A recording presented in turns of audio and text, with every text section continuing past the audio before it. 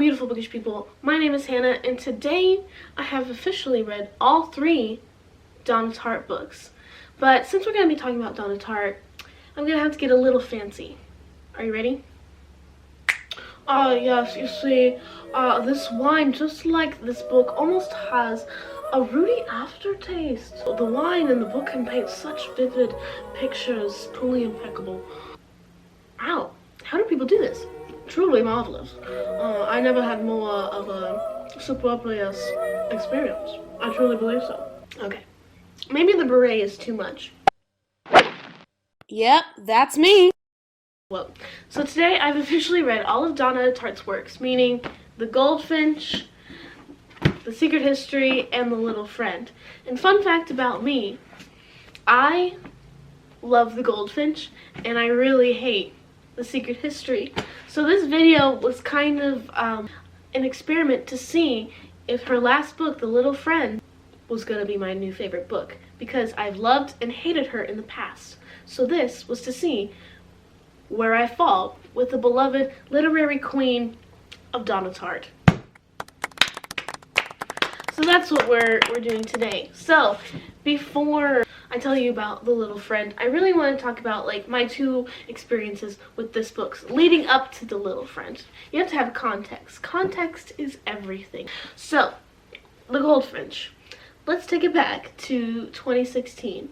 Hannah is in high school and wants to branch out a little bit from the beloved YA, just a little bit. So there's this one book that keeps getting Pulitzer Prize buzz, and what will you have it? Yes, it was The Goldfinch by Donna Tartt. I feel like it was everywhere, and little old 18-year-old Hannah read it and loved it, which probably comes as a surprise, seeing how much I bash on the Secret History, and we'll get to there in a minute. But 18-year-old me loved The Goldfinch, and I'm talking loved it. I read it, I annotated it, I downloaded the audiobooks just so I could digest this story again. So let me tell you what the Goldfinch is about. It's about this boy named Theodore.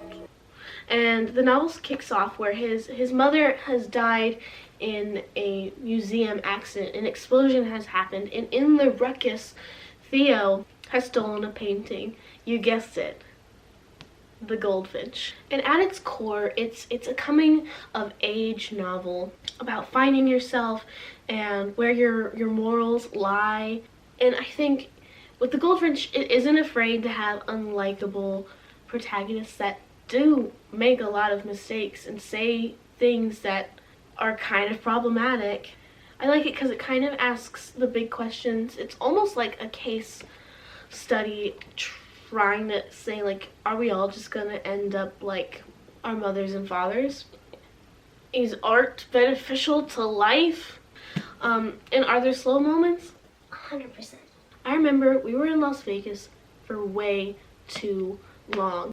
But yeah, I really enjoyed The Goldfinch back when I read it, leading us into 2019 with a disappointment, The Secret History by Donna Tartt. I read The Secret History for the first time, and I don't want to say hate. Hate is a very strong word, but I strongly disliked it. If I was Donna Tartt, I would say I found myself in a particularly laborious situation. Donna Tartt loves the word laborious, and I don't know why.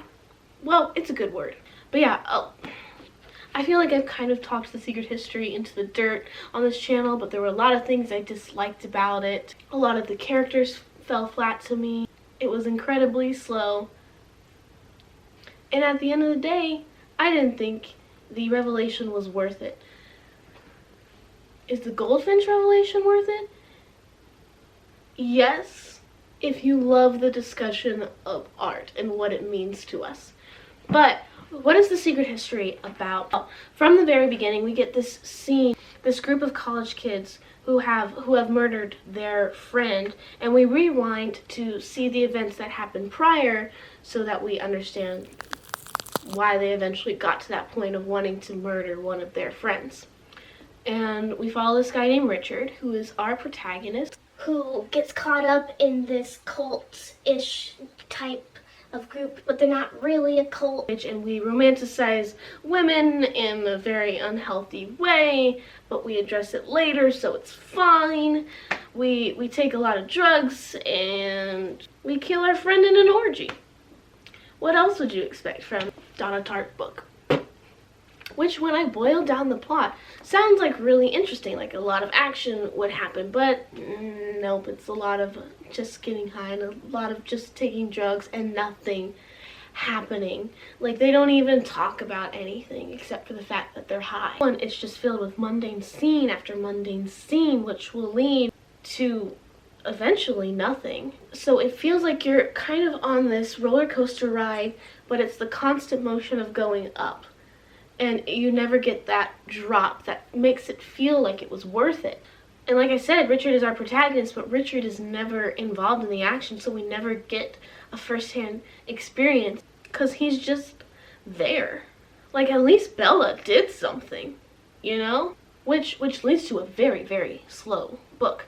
And I think why I forgive the Goldfinch for being so slow is it explicitly shows like someone from 12 to 25. And so yeah, there are gonna be some down points, but I don't mind it because of the overall context of the story. Like, we're getting someone's like life, but we're getting Theodore's coming of age, his adolescence.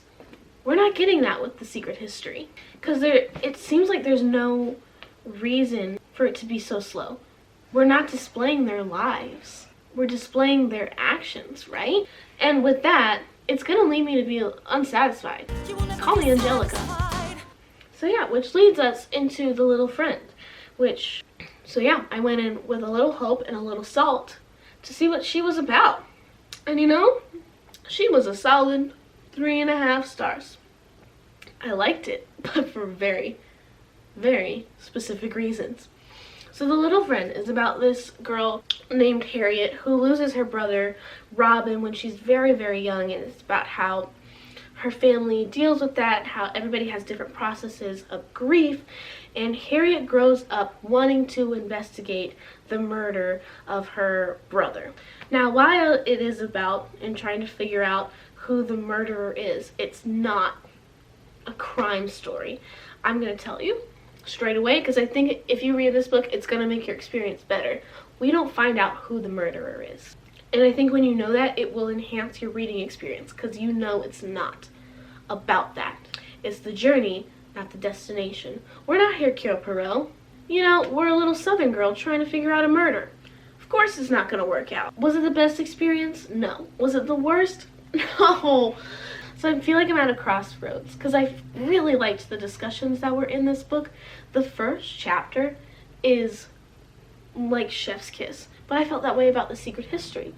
It shows you how this family is dealing with grief, and everyone has different ways, and it was done so well where it shows you, it doesn't tell you, it lets you have the emotional impact of how this son and how a mother losing a son, a sister losing a brother felt, and it was really powerful. It discusses the hypocrisy in the church and at home, and it talks about growing up, and I don't like this term, but like the loss of innocence and how life can be tough on you.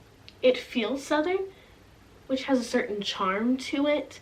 It reminds me of kind of To Kill a Mockingbird, very southern, if you added a murder mystery element to Kill a Mockingbird. I think Donna Tartt handles growing up really well and being that sort of being happy and unhappy. Does that even make sense? I will say Harriet is my favorite Donna Tartt character. I think she's very memorable. She reminds me of Hermione, but if Hermione was a pessimist. Like, this redeemed Donna Tartt being able to write female characters in my eyes, because in The Secret History, Camilla really let me down. She's very stubborn. Like, she's not afraid to slap people. She does slap people. And to me, Harriet is one of the more memorable characters of Donna Tartt's cinematic universe. So, which comes down to the question, like, would I recommend it? No. I think I would have to know the person in order to be able to recommend it. If you have read how to make friends with the dark and you want a literary fiction story about that, this is my recommendation, which is so niche. So the lessons I've learned from Donna Tartt is don't listen to the inside flap. Is this about a dark underground mob art scene? No, it's about a boy dealing with grief while he's hiding a famous painting. Is this about a crazy Greek cult that talks about theology with a murder mystery? No, it's about rich kids getting high on drugs and killing people and how life sucks. Is The Little Friend about solving a mystery and avenging Harriet's brother?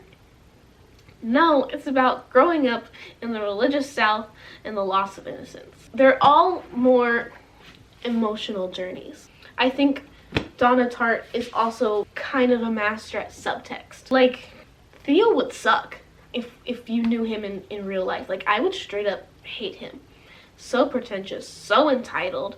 But Donna Tartt writes him in a self-aware way that makes fun of almost the pretentious man type. The layers of grief that are depicted in The Little Friend are phenomenal. The Secret History could be 300 pages. The Goldfinch could be 500, which leads to my next point, is Donna Tartt needs to work on pacing. Donna Tartt needs to clip it up, clip off that fat. I know you probably think it's realism and you're depicting reality.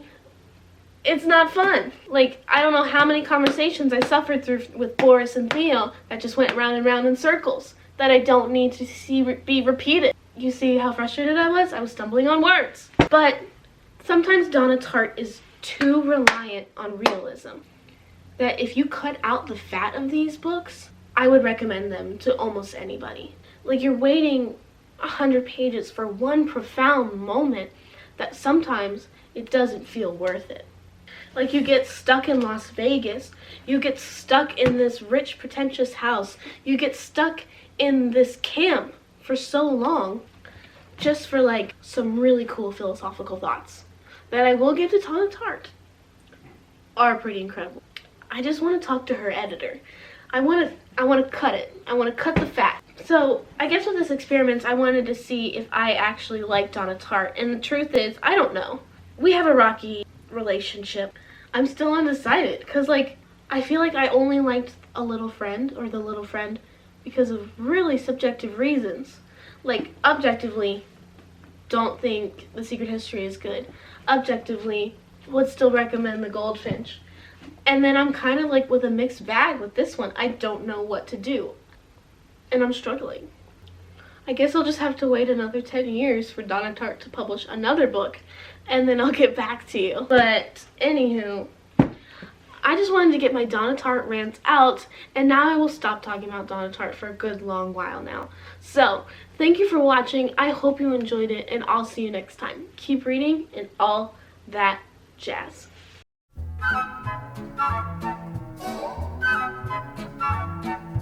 So, I've officially read all of Donna Tartt's work. So today, a really cool balance to see. My Libra's coming out. It discusses the, oh my gosh, I had it for a second.